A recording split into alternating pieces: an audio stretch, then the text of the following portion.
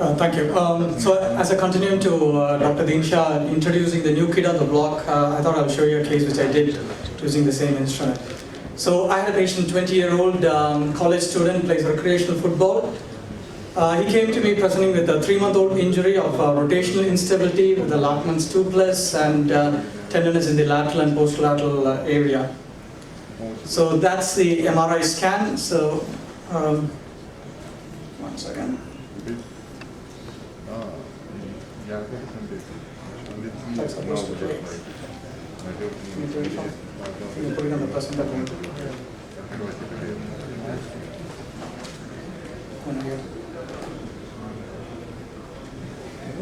Take it on the presenter. Is it moving?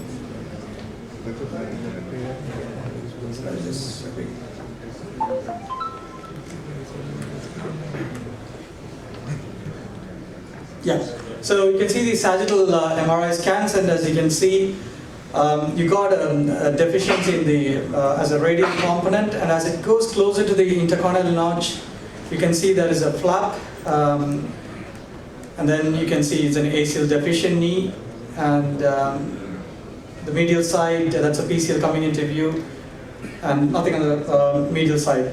So again, looking at the coronal images, going from front to back, you can see there's edema on the lateral aspect of the femoral condyle. You can see the complexity of the tear across the body, across the hiatus, and a flap component closer to the lateral femoral condyle.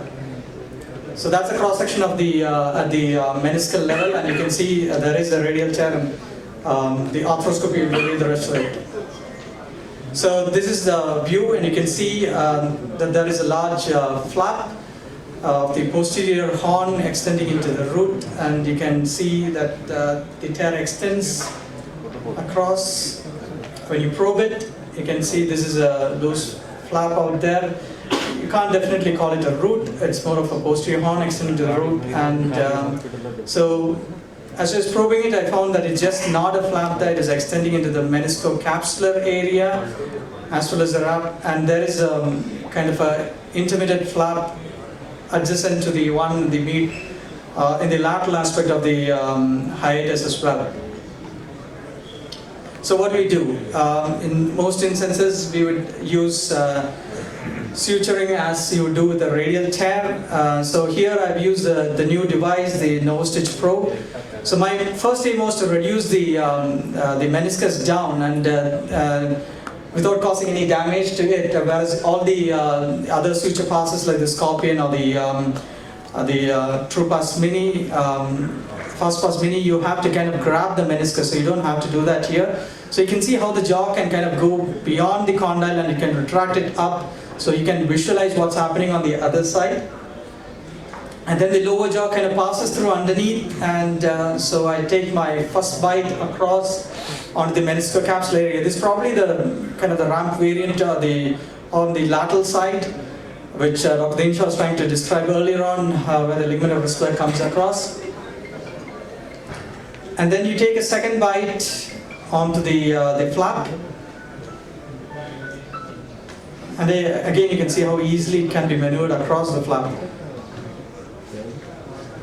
You don't have any risk of damage to the femoral condyle surfaces, as the needle just diverges tangentially across the upper jaw.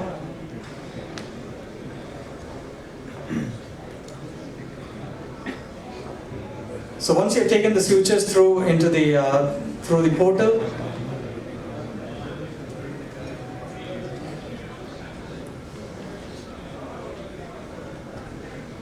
you can then slowly bring the loop down.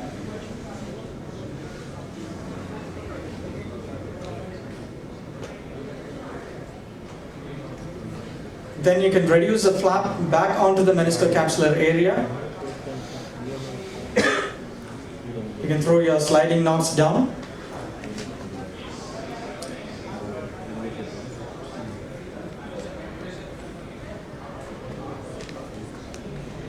So this can also act like a ripstop mechanism as well. So when you put sutures across, you've got one that's stable onto the meniscocapsular part of the meniscus.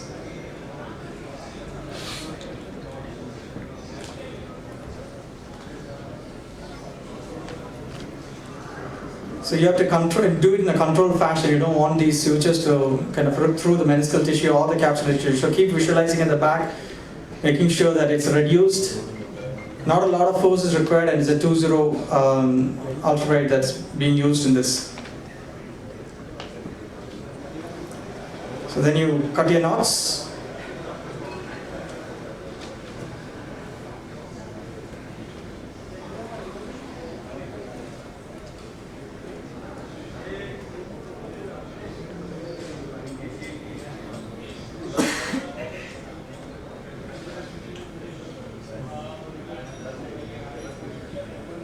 Now that you've got that flap under control, so you reassess your rest of the tears now. See how well they reduce. So it's like kind of, it tries to wedge between, the tear tries to wedge in between. So you can see there is some meniscal tissue just anterior to the hiatus there.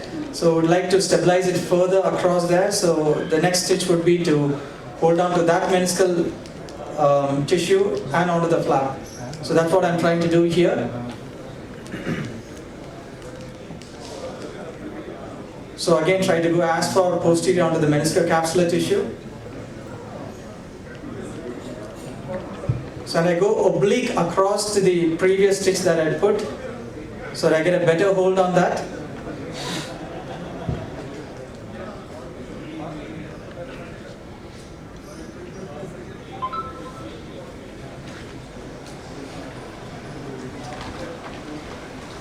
Again, the same routine, you pull the sutures through.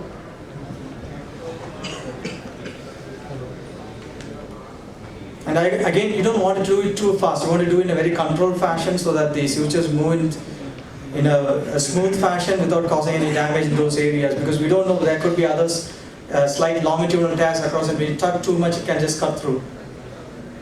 So once that's been tied down, then what's left is to connect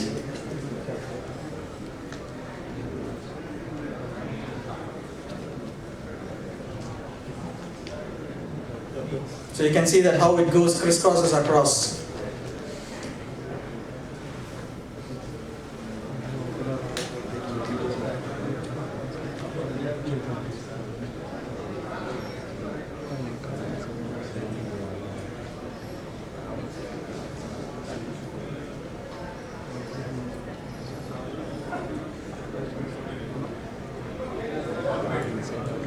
So each time I put a suture across, you reassess what's remaining, especially in complex tears. As you reduce and repair parts of it, you need to reassess whether how you're going to approach the next. So you can see that that's now really stable.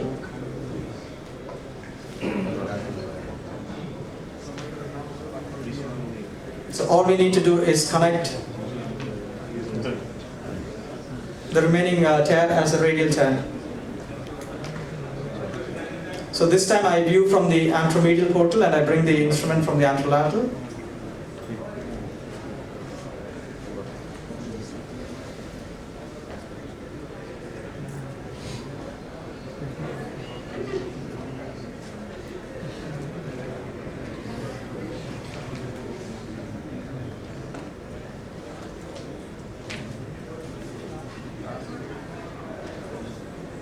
So I'm trying to take a bite as far lateral as possible at the hiatal region.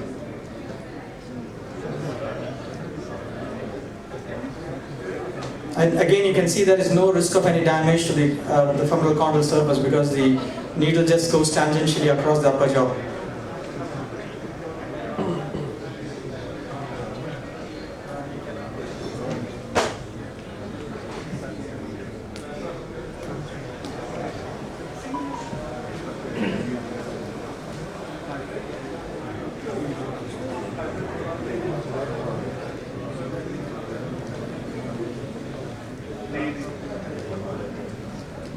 So you maneuver over the remnant flap.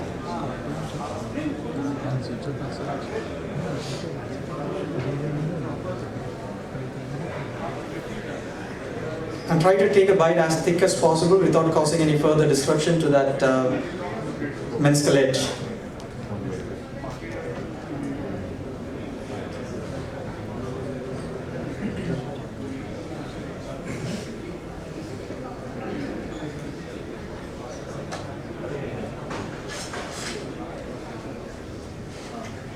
again the same routine follows. You pull the sutures in a very slow, controlled fashion.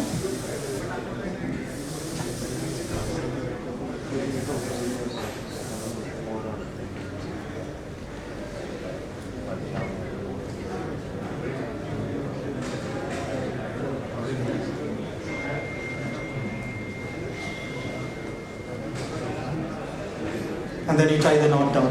So then you have these small remnant flaps, so you can use your meniscal instruments and tidy up the free edges, or use shavers in a controlled fashion. So that's how the final construct looks like. So if there's anything loose flaps across the, where you feel it's unstable, I just tend to trim it down. So the take-home message is we all need to, as the newer technologies evolve, we need to adopt it and use it to your advantage.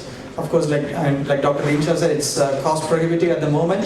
So when it comes down, it will be much more user-friendly for us in terms of the patients. Thank you.